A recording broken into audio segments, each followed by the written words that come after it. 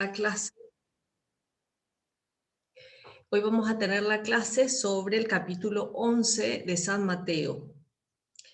Y es un capítulo que nos habla sobre la misión de San Juan Bautista, que es el precursor, el que vino exactamente antes de que Jesús llegue, ¿verdad?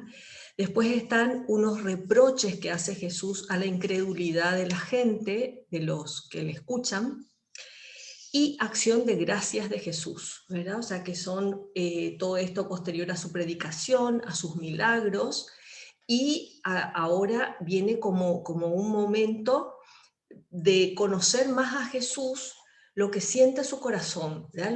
Lo que él piensa y lo que él siente con lo que hacemos, ¿verdad? Con lo que hacen los que están en ese momento y lo que al igual que ellos hacemos nosotros, que también a Jesús le afecta, ¿verdad? Entonces, te leo. Misión de San Juan Bautista, respuesta de Jesús. Y sucedió que cuando terminó Jesús de dar estas instrucciones a sus 12 discípulos, partió de allí para enseñar y predicar en sus ciudades. Entre tanto, Juan, que en la cárcel había tenido noticia de las obras de Cristo, envió a preguntarle por medio de sus discípulos: ¿eres tú el que ha de venir o hemos de esperar a otro?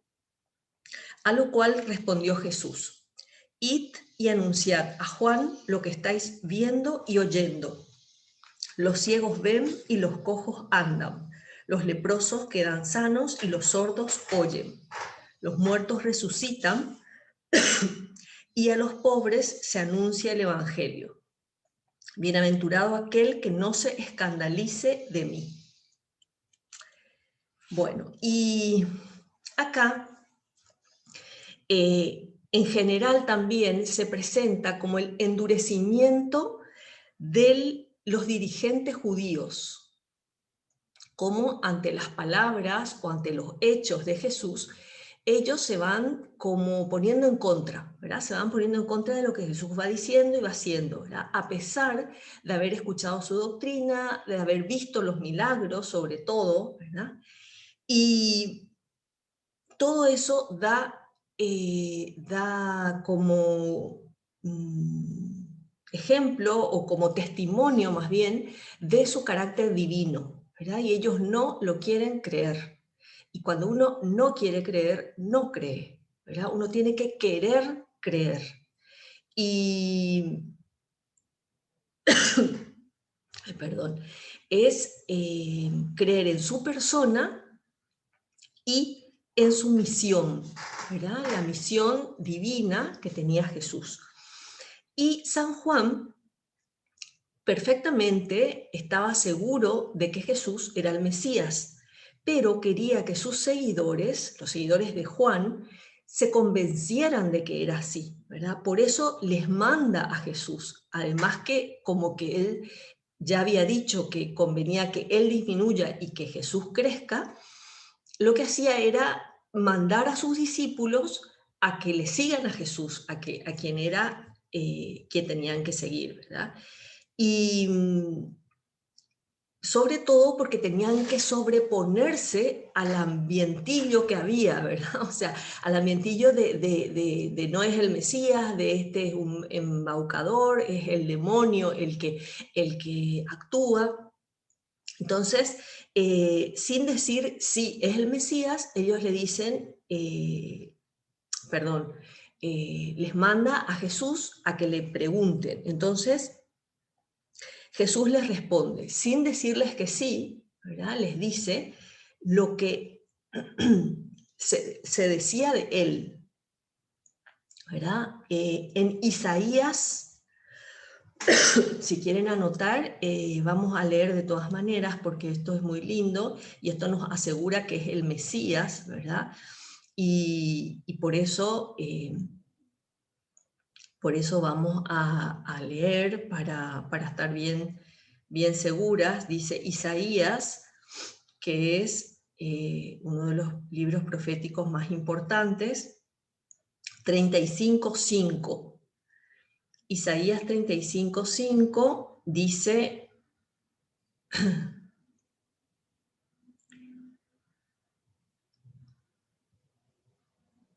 dice, porque mi espada está ebria en los cielos, miren que baja contra Edom y contra el pueblo que he condenado al anatema.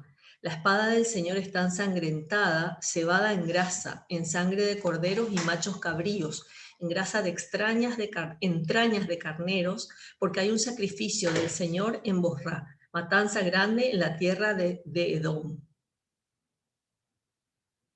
Perdón, dice en realidad Isaías, a ver, voy a confirmar porque en realidad no me coincide. Sí, a ver si 61.1 coincide. Perdonen que no mire antes, pero me imaginé que siempre me coincidía. A ver, Isaías. Ay, me perdí. Oh, libros proféticos.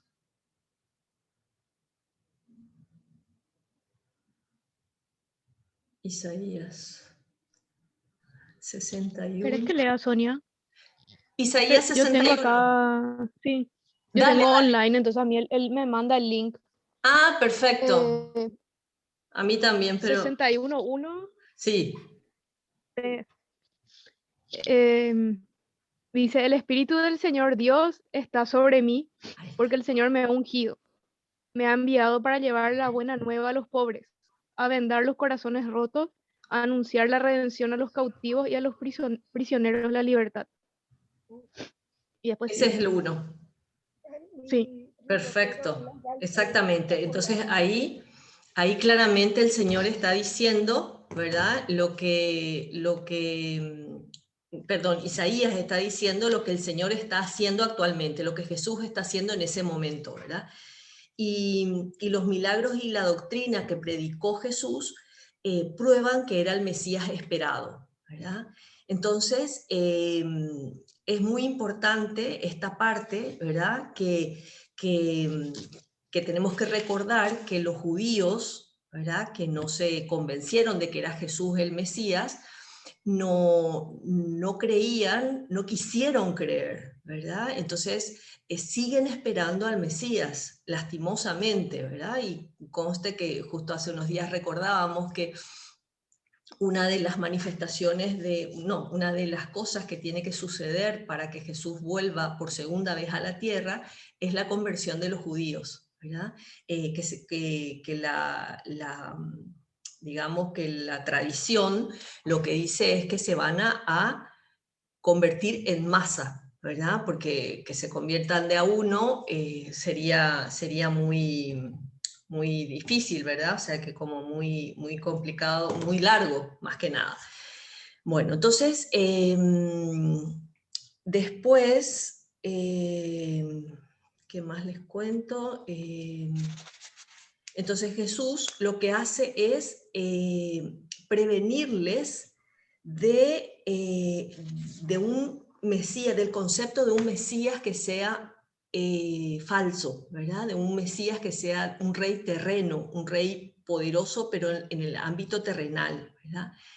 Y acá hay un gran contraste entre lo que ellos esperan y entre la humildad de Jesús, ¿verdad? La humildad de Jesús que busca desaparecer, busca lo que el Señor, lo que Dios Padre quiere de él, ¿verdad? Eh, Después está, ¿querés leer? Messi, yo leí hasta el 6, del 7, del 7 al 15. sí. Cuando ellos se fueron, Jesús se puso a hablar de Juan a la multitud.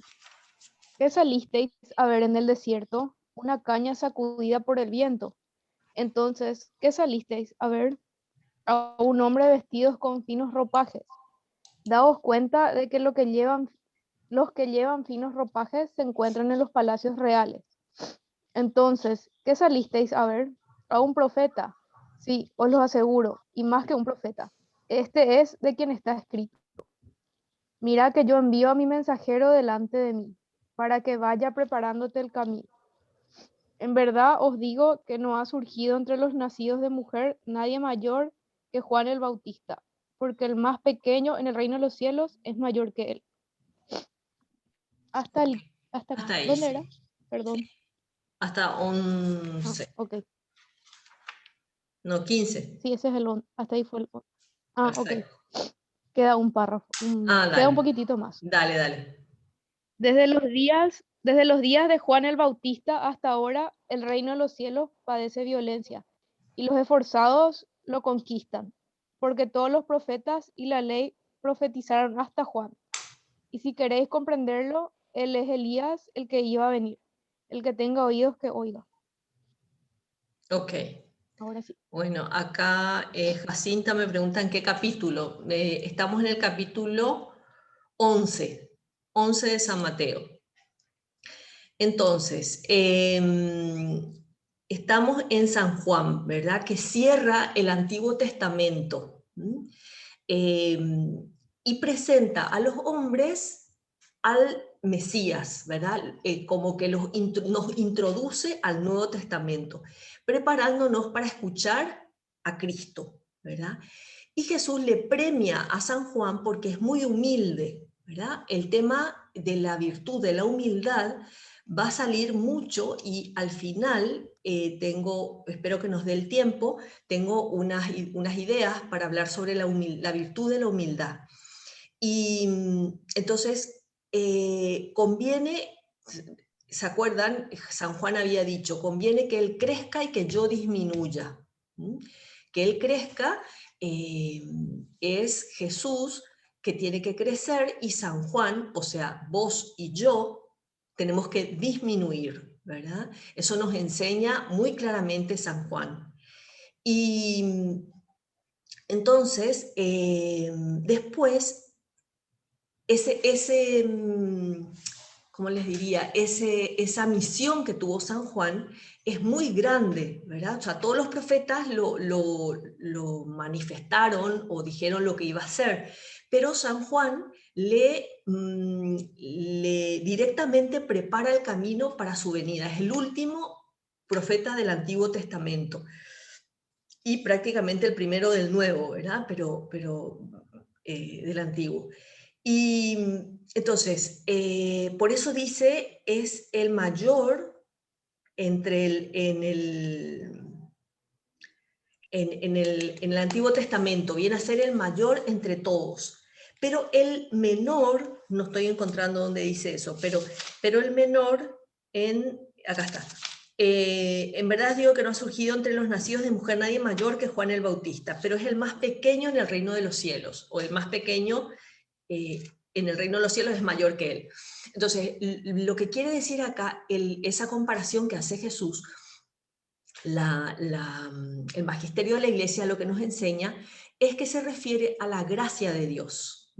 O sea, San Juan no tiene aún la gracia de Dios. Él lo que hacía era predicar la conversión de la gente, pero una conversión, te diría, entre comillas, humana, ¿verdad? Una conversión de ser mejores personas preparándose para la venida del Mesías.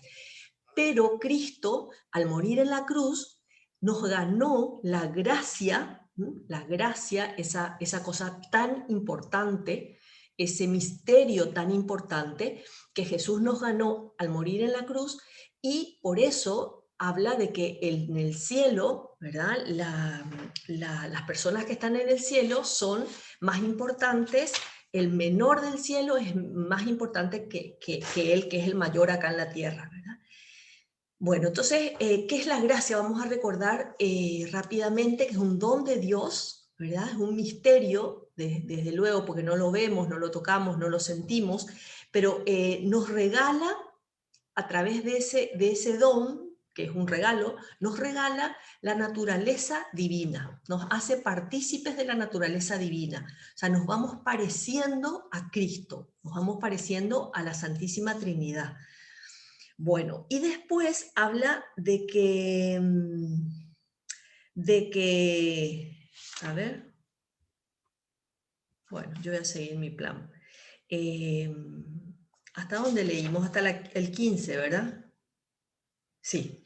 Después dice que los que ganan el cielo, desde los días de Juan hasta ahora, dice, o sea que el Antiguo Testamento, todo el Antiguo Testamento, el reino de los cielos padece violencia y los esforzados lo conquistan. Acá se refiere a que las personas que vivían en ese entonces, especialmente las autoridades judías, se creían herederos de la vida eterna, herederos del reino eterno, ¿verdad? Porque eran el pueblo elegido, ¿verdad? Entonces, como que por herencia lo recibían y que eran hasta merecedores de esa salvación, ¿verdad? Que no se entendía muy bien cómo ellos, o sea, no, es difícil saber qué es lo que cada uno entendía, ¿verdad? Pero la cuestión está en que ellos creían que eran herederos y merecedores, y Cristo nos recuerda que no es cierto ni lo uno ni lo otro, ¿verdad? O sea, que el pueblo elegido tiene que merecer, tiene que esforzarse, es lo que dice Jesús, para alcanzar el reino de los cielos. Los que se esfuerzan lo alcanzarán, ¿verdad? Acá dice, los esforzados lo conquistan, o sea, los que se esfuerzan, son modos de decir en la Sagrada Escritura que a veces no son tan claras, ¿verdad? Pero los que se esfuerzan lo van a alcanzar. Los que se esfuerzan por vencer sus debilidades, los que se esfuerzan por vencer al mundo, al demonio y a la carne, que son nuestras tres concupiscencias, debilidades, ¿verdad? Y pertenece en realidad el reino de los cielos a los que luchan contra sí mismos, ¿verdad? No de quienes viven dándose los gustos. Los que luchan contra sí mismos, los que hacen realidad esto que dice San Juan, que Cristo crezca y que yo disminuya. Eso tiene que ser una realidad en la vida de cada una.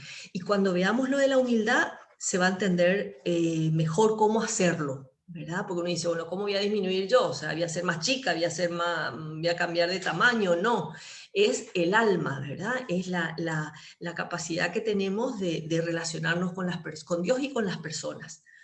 Bueno, después dice Elías profeta, que Juan él es Elías, dice que Juan es Elías. Entonces, realmente Elías era un profeta judío, ¿verdad? Importante, que influyó mucho para que los judíos dejen de adorar a los dioses, ¿verdad? A algunos dioses concretos, a dioses falsos. Y le sucedió el profeta Eliseo. Entonces, es parecido o es Elías en cuanto a su misión, aparte, su misión, no su misión. O sea, no es que sea la reencarnación de Elías, ¿verdad? Como de repente algunos judíos pensaban, este es Elías de vuelta que vino otra vez, no sé qué. No, nada que ver. Elías ya estaba esperando la entrada al cielo, ¿verdad? Bueno, y después los reproches de Jesús contra la incredulidad, a partir del 16, ¿verdad? ¿Con quién voy a comparar esta generación? Se parecen a niños sentados en las plazas que gritan a sus compañeros diciendo, os hemos cantado al son de la flauta y no habéis bailado, os hemos cantado lamentaciones y no habéis llorado, porque ha venido Juan que no come ni bebe y dicen, tiene un demonio. Ha venido el Hijo del Hombre que come y bebe y dicen, mirad, un hombre comilón y bebedor, amigo de publicanos y pecadores. Pero la sabiduría se acredita por sus propias obras. Bueno, entonces, acá, que parecen palabras medio difíciles, ¿verdad? Medio extrañas más que difíciles, lo que Jesús nos quiere decir acá es que con un estilo, con una música, una canción popular, Jesús nos habla de que se resistían a reconocerle a pesar de no tener ninguna razón para hacerlo. Parece un contrasentido, ¿verdad? Pero les cantamos y no bailan. Les cantamos lamentaciones y no lloran, ¿verdad? O sea, lo lógico es que hagan las cosas, ¿verdad? Si ven que yo soy el Mesías, porque no me creen, ¿verdad? Más o menos eso le quería decir, pero con unas palabras distintas. Y Dios, desde el inicio de la creación, se esforzó en que le reconozcamos, ¿verdad? Y sin embargo, el hombre sigue sin reconocerle.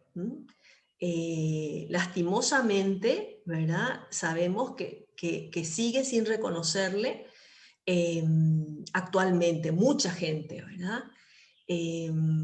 Entonces, Jesús les condena también porque buscan malicia en sus actos, cuando en realidad él está actuando bien, ¿verdad? O sea, le dicen, Juan tenía un demonio porque no come ni bebe, y Jesús es un comilón y bebedor, ¿verdad? Como buscando ahí algo que no, ni siquiera hay, ¿verdad? Pero ellos buscan una malicia a los actos de Jesús. Pero este hecho de que no le reconozcan no va a impedir que, que se hagan los planes que Dios tiene, ¿verdad? Que es la salvación del mundo entero, ¿verdad? La salvación de las almas. Bueno, y después viene el 2021, no, 20 al 24, que es... entonces se puso a reprochar a las ciudades donde se habían realizado la mayoría de sus milagros, porque no se habían convertido. Ay de ti, Corazaín, ay de ti, Betsaida, porque si en Tiro y en Sidón se hubieran realizado los milagros que han sido hechos en ustedes, en vosotras, hace tiempo que habrían hecho penitencia en saco y ceniza. En verdad les digo que para Tiro y Sidón habrá menos rigor en el día del juicio que para vosotros. Y tú, Cafarnaúm, te vas a alzar hasta el cielo, hasta el infierno vas a descender, porque si en Sodoma se hubiesen realizado los milagros que se han obrado en ti, subsistiría hasta hoy. En verdad os digo que para la tierra de Sodoma habrá menos rigor en el día del juicio que para ti. Y estas palabras de Jesús son fuertes, ¿verdad? Porque acá lo que nos dice el Señor es que, por un lado, Jesús está establecido, digamos, en Cafarnaúm, ¿verdad? Dice, se puso a reprochar a las ciudades donde se habían realizado la mayoría de sus milagros, que no se habían convertido. Entonces, a los de Cafarnaúm, porque les dice que si en esos lugares, si en Tiro y Sidón, que parece ser que eran unas ciudades muy caracterizadas por los vicios y las ofensas a Dios, ¿verdad? Entonces, que si ahí se hubieran hecho milagros, ellos se hubieran convertido, ¿verdad? Pero como no se hicieron, y se hicieron en Cafarnaúm, por decir un lugar, van a ser juzgados con mayor severidad. Y eso es muy importante que sepamos, ¿verdad? Porque está la ignorancia culpable y la ignorancia, ¿cómo es que se llama la otra palabra que no me viene ahora, pero sería la que no es culpable, ¿verdad? La ignorancia de la persona que no se pudo enterar, ¿verdad? Que no pudo saber de Cristo, entonces no vivió lo que Cristo nos mandó, ¿verdad? Entonces, sin embargo, nosotras sí que sabemos. Por eso es importante que nos convirtamos, ¿verdad? Entonces dice... Dios mío, ¿qué quieres recriminarme a mí? Ay de ti, Corazaín, ay de ti, Betsaida, dice, ¿verdad? Entonces, nosotros podemos pensar, ay de ti, fulanita, ay de ti, sultanita, cada una pone su nombre, ¿verdad? Si en vos se hubieran hecho los milagros que se están haciendo, se hubieran convertido, te hubieras convertido. Entonces, ¿en qué espera el Señor que yo me convierta? Son expresiones de dolor de Jesús, de desengaño, ¿verdad? Como que espera otra cosa y no encuentra, ¿verdad? No encuentra eso que busca. Entonces pensad, ¿en qué me tengo que convertir para no cansarte, ¿verdad? Y cuánto nos quiere Dios, que no se cansa de nosotros y que quiera convertirme. Entonces es importante que cada una vea en qué se tiene que convertir, ¿verdad? O sea que no para convertirse instantáneamente, que eso si Dios quiere sucederá, pero lo normal será que sea un proceso, ¿verdad? Un proceso de pedirle, un proceso de rezar, pidiendo, un proceso de recibir su gracia para esa conversión. Por eso es muy importante que cada una tenga presente en qué se tiene que convertir. Y si no lo sé, le pregunto a Dios, le pregunto a alguna persona que me pueda ayudar, ¿verdad? Al sacerdote en la dirección espiritual, en la confesión. Pero Jesús resalta la ingratitud de las personas que pudieron conocerle y de esa manera convertirse, ¿verdad? Y no lo hicieron. Y en el día del juicio se le pedirá cuenta, dice. Al que se le ha dado mucho, mucho se le pedirá. Es lo que Jesús dice, seguro en un lugar. No sé por qué tengo la impresión, aunque quizá en los evangelistas, en los 4 evangelistas, alguno repite esto, por eso digo muchas veces, pero en realidad, con que lo diga una vez ya está, ¿verdad? Al que mucho se le da, mucho se le pedirá. Por eso muchas veces, personalmente, ¿verdad? Al hacer examen de conciencia, veo todo lo que Jesús me da, ¿verdad? O sea, el sacerdote a mi disposición para confesarme, misa todos los días, comunión, por supuesto, charlas de formación, lectura de libros espirituales. Entonces, todo eso, Dios me va a pedir cuenta, ¿verdad? De qué hice con todo eso que recibí. Y a cada una lo mismo, ¿verdad? Y si alguna podía recibir más y no lo hace, ¿verdad? No lo hace por pereza, por lo que sea, ¿verdad? Por no disponerse, Dios también le va a pedir cuenta. Después dice, en aquel tiempo, acción de gracias de Jesús. En aquel tiempo exclamó Jesús diciendo, yo te alabo, Padre, Señor del cielo y de la tierra, porque ocultaste estas cosas a los sabios y prudentes y las revelaste a los pequeños. Sí, Padre, pues así fue tu beneplácito. Todo me ha sido entregado por mi Padre y nadie conoce al Hijo sino al Padre, ni nadie conoce al Padre sino al Hijo, y aquel a quien el Hijo quiera revelarlo. Venid a mí todos los fatigados y agobiados, y yo os aliviaré. Tomad mi yugo sobre vosotros y aprended de mí, que soy manso y humilde de corazón, y encontraréis descanso para vuestras almas. Porque mi yugo es suave y mi carga ligera. Bueno, los sabios y prudentes del mundo, ¿verdad? A eso se refiere Jesús cuando dice esto, ¿verdad? Que Dios no le manifiesta a ellos, ¿verdad? A los que sabios y prudentes del mundo, sino a los pequeños, ¿verdad? ¿Qué acción de gracias, qué agradecimiento se percibe en el corazón de Jesús, ¿verdad? Te doy gracias, y que además no tenía necesidad de expresarlo. Y se piensa que Jesús expresó de esta manera para darnos a conocer el modo en el que tenemos que ser nosotras, ¿verdad? Agradecidas, porque todo lo que tenemos, todo lo que somos, nos lo dio Dios. Nada me lo di yo, ¿verdad? Todo es en base a lo que Dios me va dando, hasta el propio ser, ¿verdad?